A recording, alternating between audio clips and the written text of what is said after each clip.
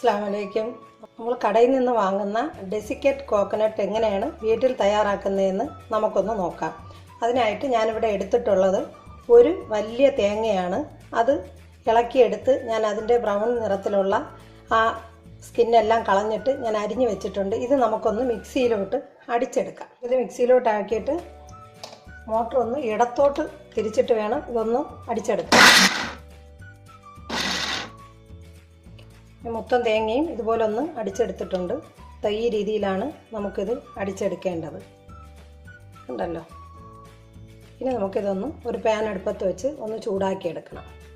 ഞാനൊരു പാൻ അടുപ്പത്ത് വെച്ചിട്ടുണ്ട്. അതിലോട്ട് ഈ തേങ്ങ നമുക്ക് ആഡ് ചെയ്ത് കൊടുക്കാം.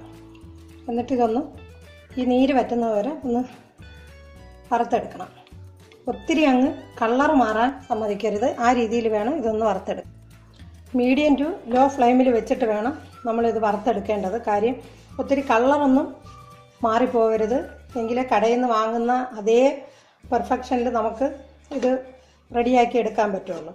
ഇത്രയും എളുപ്പമായിട്ട് നമുക്ക് വീട്ടിൽ തന്നെ തയ്യാറാക്കാൻ പറ്റുമ്പോൾ വെറുതെ കാശ് കൊടുത്ത് കെമിക്കലൊക്കെ ചേരുന്ന സാധനം നമ്മൾ പുറത്തുനിന്ന് വാങ്ങിച്ച് കുട്ടികൾക്ക് കൊടുക്കാതിരിക്കുന്നതാണ് ഏറ്റവും നല്ലത്.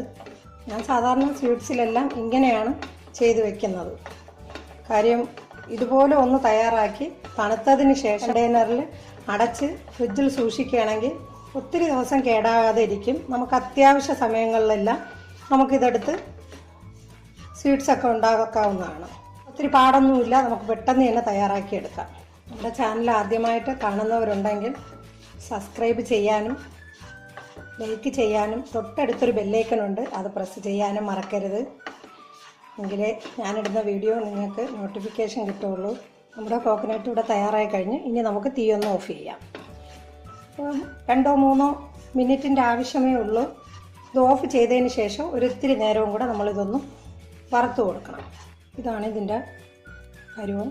വെന്തിട്ടുണ്ട്, നല്ല ചൂടുണ്ട്. ഇനി നമുക്കിതൊന്ന് തണുക്കാനായിട്ട് മാറ്റി വയ്ക്കാം. നമ്മൾ നേരത്തെ വറുത്ത് വെച്ച തേങ്ങ നല്ല ചൂട് അറിയിട്ടുണ്ട്. ഇനി നമുക്ക് ഒന്നുകൂടെ ഇതൊന്ന് പൊടിച്ചെടുത്താൽ മാത്രമേ പുറത്തുനിന്ന് വാങ്ങുന്ന അതേ രീതിയിൽ നമുക്കിത് കിട്ടുള്ളൂ. ഒന്ന് പൊടിച്ചെടുത്തിട്ട് വരാം. മൊത്തവും പൊടിച്ചെടുത്തിട്ടുണ്ട്. ഇനി നമുക്കിതൊരു കണ്ടെയ്നറിൽ തട്ടി സൂക്ഷിക്കാം. നമ്മുടെ ഡെസിക്കേറ്റഡ് കോക്കനട്ട് ആയി കഴിഞ്ഞു. ഇത്രയും സിമ്പിളായിട്ട് നമുക്ക് വീട്ടിൽ തന്നെ തയ്യാറാക്കാൻ കഴിയുമ്പോൾ എന്തിനാണ് നമ്മൾ പുറത്തുനിന്നൊക്കെ വാങ്ങുന്നത്? സിമ്പിളായ കാര്യമാണ്. നല്ല അടിപൊളിയായിട്ടുണ്ട്. ഇനി നമുക്കിത് അടച്ച് ഫ്രിഡ്ജിൽ സൂക്ഷിക്കാം. ആവശ്യങ്ങൾക്ക് മാത്രം എടുത്താൽ മതി.